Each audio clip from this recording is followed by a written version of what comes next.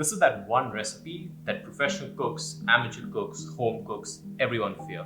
It's a risotto, but I'm going to promise you the way I'm going to show you how to do it is going to be the best risotto you've ever seen in your life.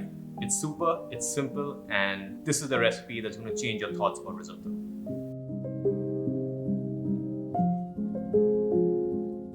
My name is Neil and I'm the test kitchen manager for Haven's Kitchen Sauces.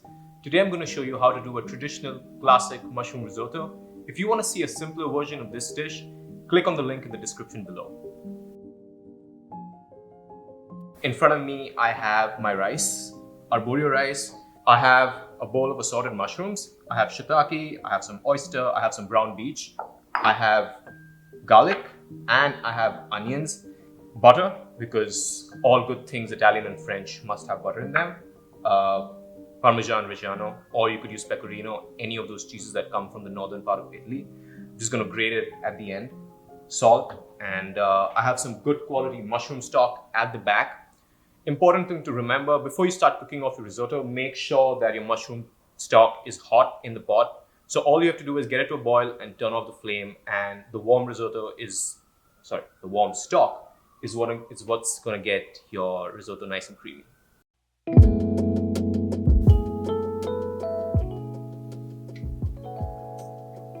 So I just added some olive oil to my pan and my flame's super low, and there's a reason for this. You want to sweat out your onion and your garlic. The onion and the garlic should just give their flavor to the risotto. You don't want to brown anything. There has to be no caramelization on the onions or the garlic. Everything has to look creamy. You can't have any burnt bits in the pan. This should be a starter pack for each recipe. Just onions and garlic sauteing in olive oil. And now that I see that they're softening up and they've bloomed out with their flavor, I'm gonna add my rice.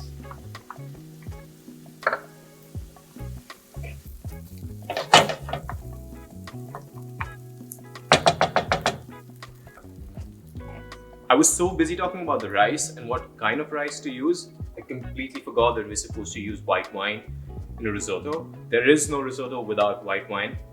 And I'm gonna add this wine when I see that the grains of my arborio start going translucent, which means that my rice is toasting. I am gonna see that a couple of grains of rice are beginning to go brown, which is exactly what I want. I'm going to turn up the heat.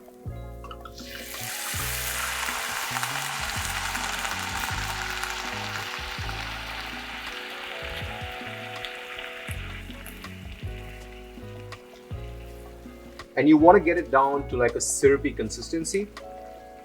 You want to cook off all the alcohol, but you still want the flavor from the white wine. We can see that the wine's almost cooked off. It's leaving these syrupy strands on the bottom of the pan. And now it's time to add our stock. The secret to a good risotto is to not add all your stock at once. You literally want to go ladle by ladle. So I'm going to add 1 ladle of my warm stock to the rice. And I have a philosophy while cooking. Be it scrambled eggs or be it risotto, you never stop stirring the pan.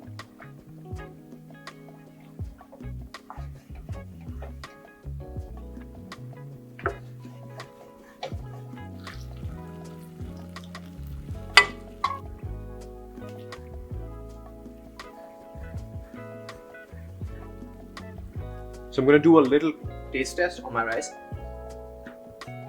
It's far from done. It's far from done. The rice is still crunchy, which is not a good quality for any sort of rice, be it a risotto or be it just a simple pilaf. So this has a long way to go. And if this recipe seems like it's got a lot of steps, now would be the correct time to click on the link in the description below to see how we make a risotto at Haven's Kitchen. Super simple without all the additional steps of adding the stock ladle by ladle. It's fast, simple, and it saves you all the time and effort.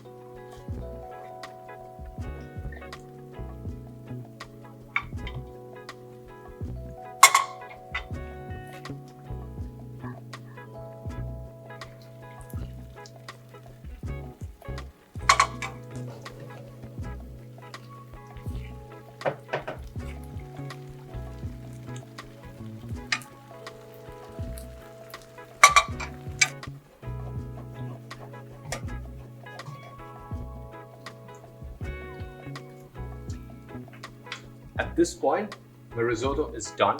All it needs is that one final ladle to bring it all together. But I'm going to turn off my heat right now, and I'm going to show you why. I'm going to switch out my pans.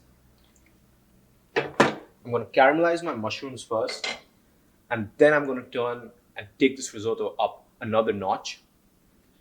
The only reason I want to do that is if I finish my risotto right now and then caramelize my mushrooms, by the time the time comes to serve the final dish, the risotto is going to get into like a glob. I don't want that. My mushrooms are going to go cold.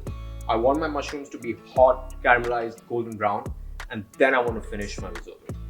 So I'm getting my pan dripping hot right now, and the only reason you want to do that is when the mushrooms go in, you don't want any sort of moisture in the pan.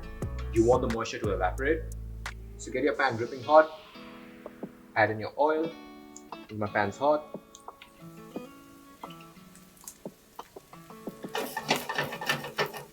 I'm going to hit it with salt. I've mentioned this a couple of times. Salt is hygroscopic in nature, which means it has the ability to draw out moisture.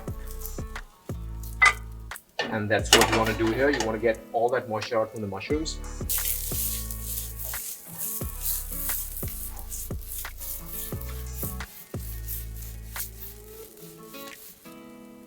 It's amazing. I'm going to switch out the pans and we can finish our risotto. And exactly what I said. If I would finish the risotto off first, the risotto would get all clumpy, and that's not good at all. So add one final ladle.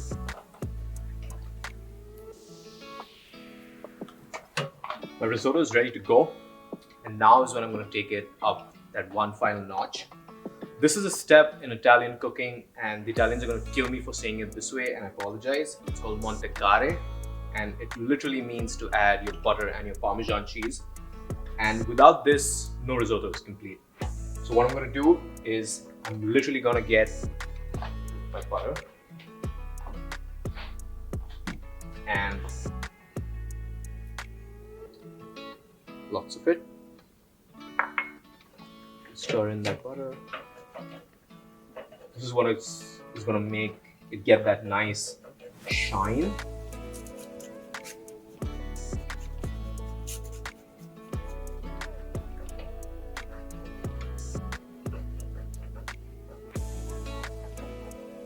So my rice is perfectly cooked. It's not crunchy, it's still al dente, which means it's got a little bit of resistance, but it's absolutely perfect. And I think my chef would be very proud of me.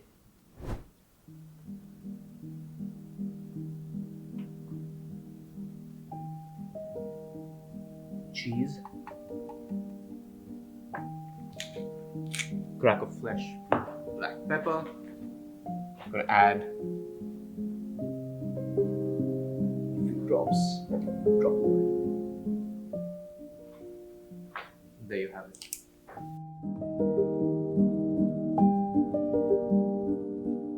Thank you so much for watching, everyone. My name is Neil and I'm the test kitchen manager at Haven's Kitchen Sauces. If you have any questions, be sure to post them in the comments. Also, do like and subscribe and hit that bell icon to never miss any updates. I already think I wasted too much time talking, so I'm going to go at the back and finish this plate off.